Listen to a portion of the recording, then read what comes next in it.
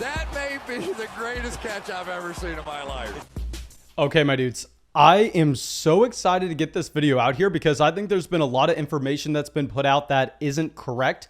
And I really want to dive into what actually matters with some of these running backs that I know, in specifically a Travis Etienne's example, people are pushing him down their draft boards, in my opinion, for all the wrong reasons. And I think that these guys are actually very appealing to go out there and draft in the middle rounds, especially if you start your draft off going with a Devontae Adams, then a DeAndre Hopkins, then possibly with a Darren Waller. And all of a sudden you go, well, I'm elite at receiver. I'm elite at tight end. Now we just have to find some upside at running back. Let's try to find guys that we think it's in the range of outcomes that they could possibly, with one outcome or another, vault up to be a running back one in fantasy. And then we have a juggernaut team. We have a team that cannot be beat in fantasy football. Now, of course, before we get into these guys, please make sure you go down there, drop a like, leave a comment, and most importantly, subscribe to the channel, hit that bell next to the subscribe button. And for anybody who doesn't know, our 2021 draft guide has been available for a very long time now. Now, for whatever reason,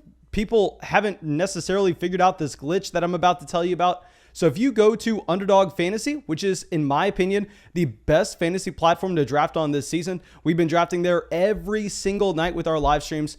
Use promo code FLOCK, make a $10 deposit. They're going to add $25 to your account for you to go out there and do your own fantasy drafts. At the same time, you're going to get our 2021 draft guide, our 2021 rankings and tiers that are going to be updated all the way till the start of the season. So please make sure you go take advantage of that. And they said if we get 10,000 people to sign up with promo code FLOCK, because promo code FLOCK unlocks all of those features for you, then we are going to be able to fly some people out to Tampa, Florida, go to a Tampa Bay Buccaneers game, have a Florida Flock meetup. It'll be a ton of fun. But that's it. Let's dive into Travis Etienne. And I am sick of it. I am so sick of people going, Mason, Travis Etienne, don't you know James Robinson is there? Yes.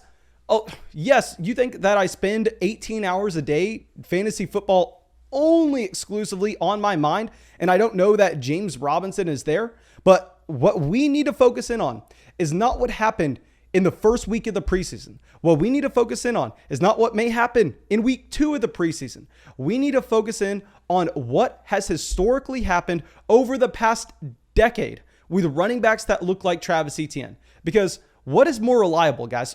Seriously, please tell me what's more reliable.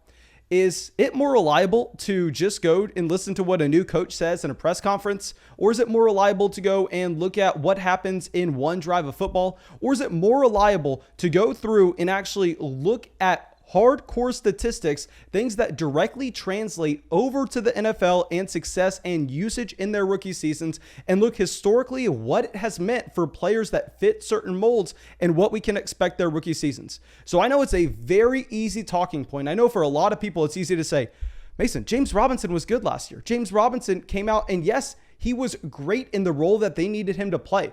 They needed an average running back that could handle a ton of touches. If you look at his efficiency, James Robinson, not that good. You look at his volume, yes, James Robinson handled a ton of touches, and you should give the man mad respect for being able to do that. But what we need to look at now is Travis Etienne, because I promise you this, and listen to me closely, I promise you this.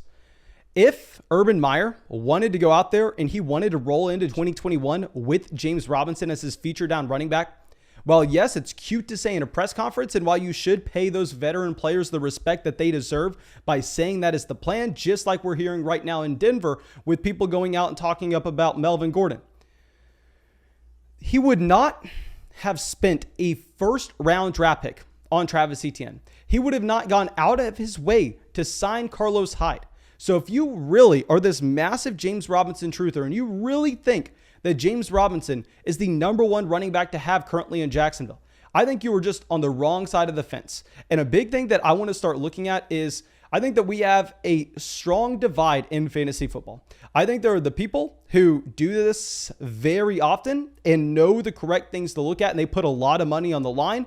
Those are going to be the people playing at Underdog Fantasy, where I think that we have kind of shown that if you get into those drafts, well, if you join a public league, there's always going to be about 1 or 2 guys in the room that they don't know what they're doing. Usually about 9, 10 of those guys are very smart in those draft rooms. Where if you go over, and what's a platform that we can all sit here and we can go, Okay, where are the bad people playing? And I don't want to be an ass when I say this, but we can all agree that the people playing on Underdog Fantasy, those are the quote unquote experts.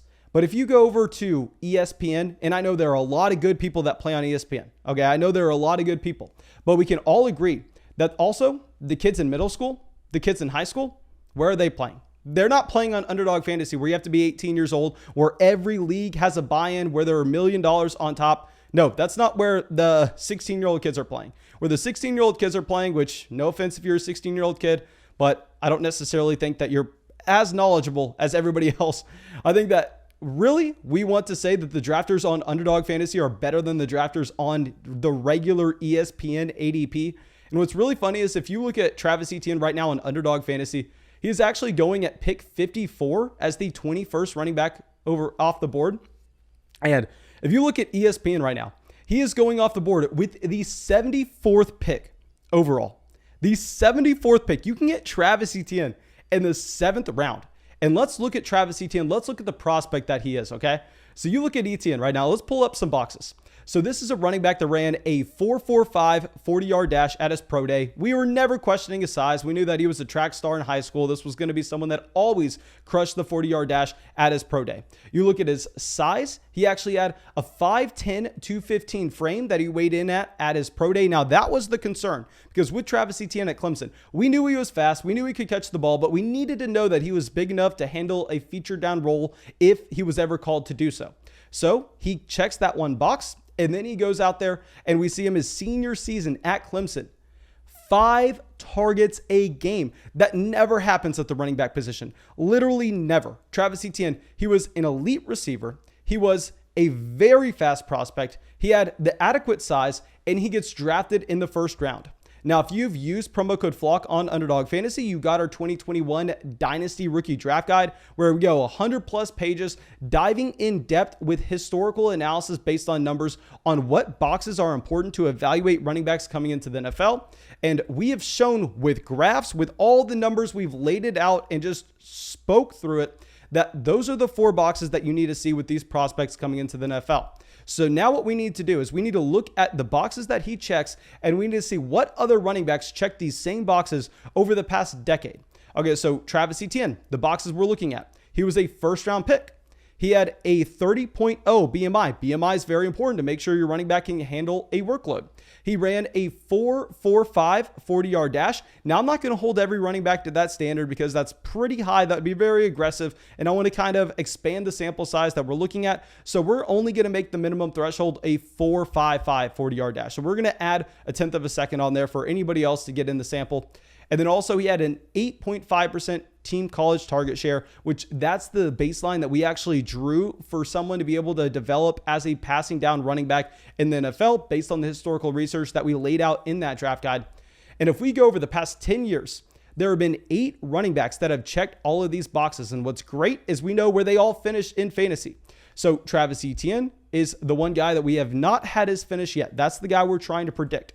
Beyond this, the running backs that check those boxes: Saquon Barkley, Rashad Penny. Rashad Penny is the one guy that you don't want to hear from this list, but I think Rashad Penny, with a ton of injuries, maybe we can say that he would have crushed like all these other running backs. Leonard Fournette, Christian McCaffrey. Now with Christian McCaffrey, I have to be completely transparent. Technically, he does not meet the minimum thresholds in the BMI department.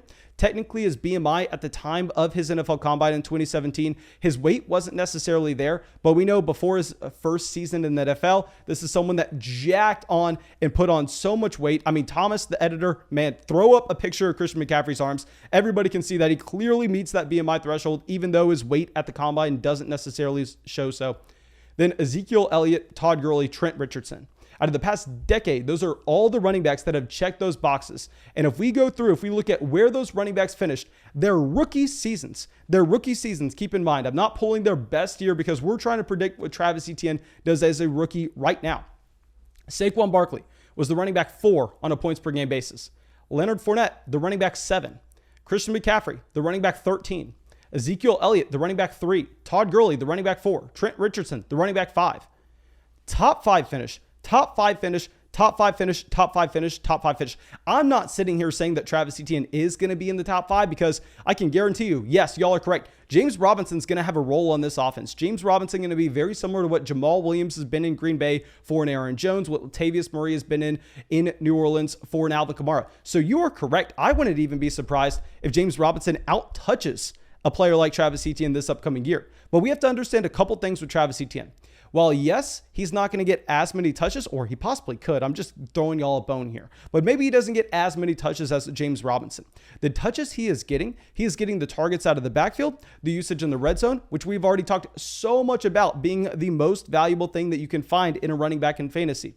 Well, you actually have a player like a James Robinson, on the other hand, while yes, he's going to get touches, he's getting the carries between the 20s. Those don't equal fantasy points whatsoever. So Travis Etienne is the mold you want to see. And I know that every other running back that looked like Travis Etienne coming into the NFL, not named Rashad Penny, I mean, he finished as pretty much a top 5 guy his rookie year. The one example that did not actually work out was going to be a Leonard Fournette or a Christian McCaffrey. One was a running back 7. The other one was the running back 13. So still, a pretty much running back 1 in fantasy is locked in.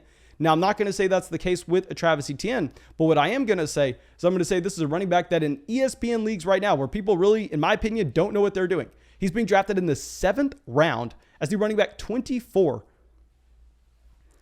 There's only upside from that pick. There's only upside. There's a reason why the better drafters at Underdog Fantasy are taking him higher in drafts than where he's going in ESPN leagues.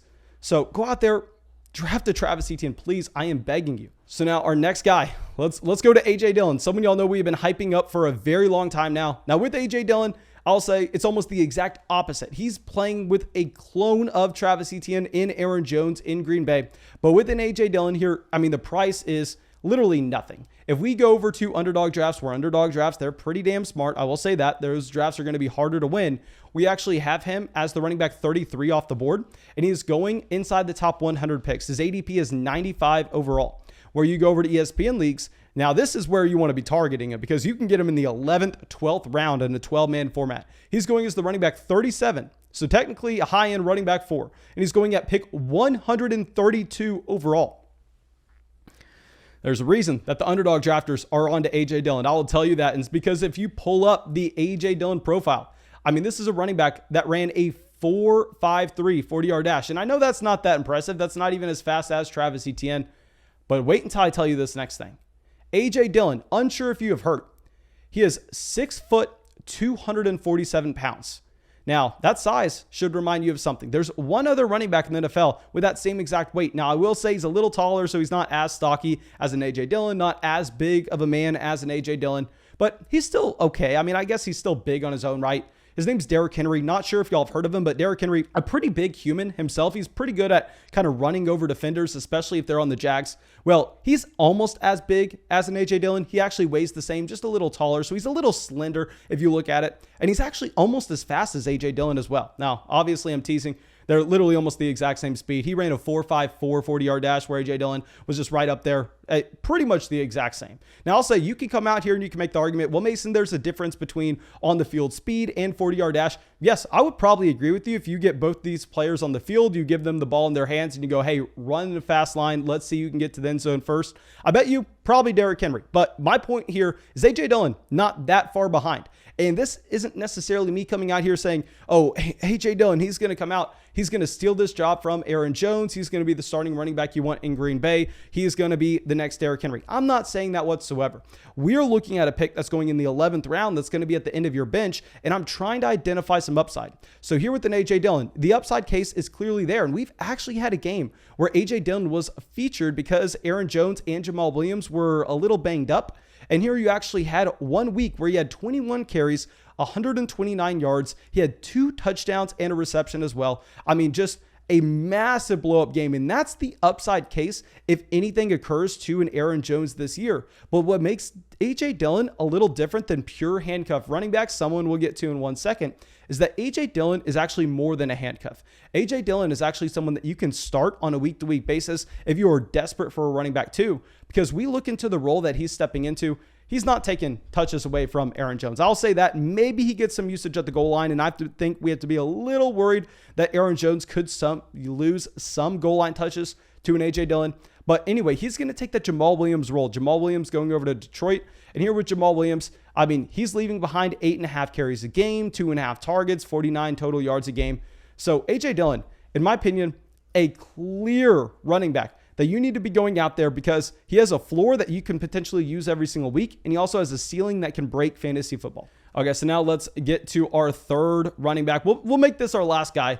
And this is the perfect example of underdog drafters just being better than ESPN drafters. And I hate to dog on anybody drafting on ESPN, but guys, I'm sorry. Can we just all agree? Let me know what y'all think in the comment section if I'm being too harsh. But I think that just casual people that are setting up work leagues with their friends on ESPN, I mean, they're probably not as good as the diehard people just going up against strangers on underdog, because I think if you're joining a fantasy league against strangers, you're probably a diehard fantasy football addict like myself.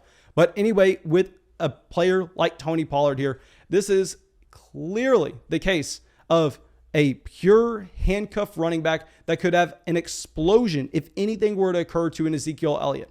I mean, you look at Tony Pollard. This is someone that on Underdog Fantasy right now, he's being drafted at pick 100, and he's the 34th running back off the board. Compare this to ESPN.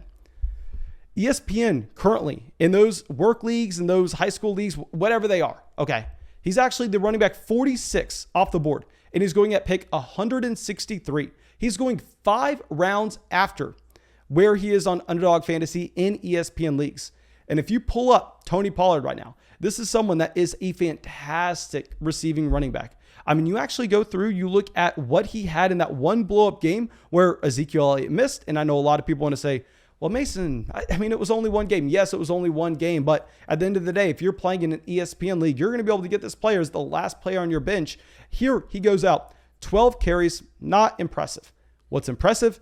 9 targets. How many running backs in today's NFL are seeing 9 targets, 132 yards, 2 total touchdowns?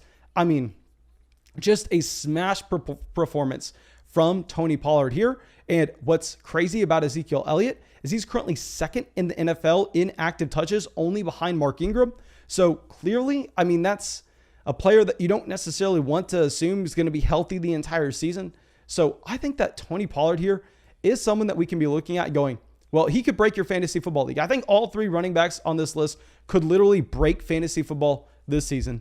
But yeah, that's all I got for you, my dudes. I really hope you all enjoyed the video. Of course, go down there, drop a like, leave a comment, subscribe to the channel, and we're live streaming every single night on this channel right here. All you have to do is subscribe, hit the bell, come out to some fantasy drafts with us, use promo code FLOCK on Underdog Fantasy, get paid $25 to draft, go get my draft guide, get my rankings, get my tiers, and yeah, that's all I have. See y'all with the stream tonight. We have had the craziest amount of support over on Patreon. Thank you, Colby, Ryan, Spencer, Seb, It's Easy, David, Justin, Christian, Tyler, and Robert. Thank you.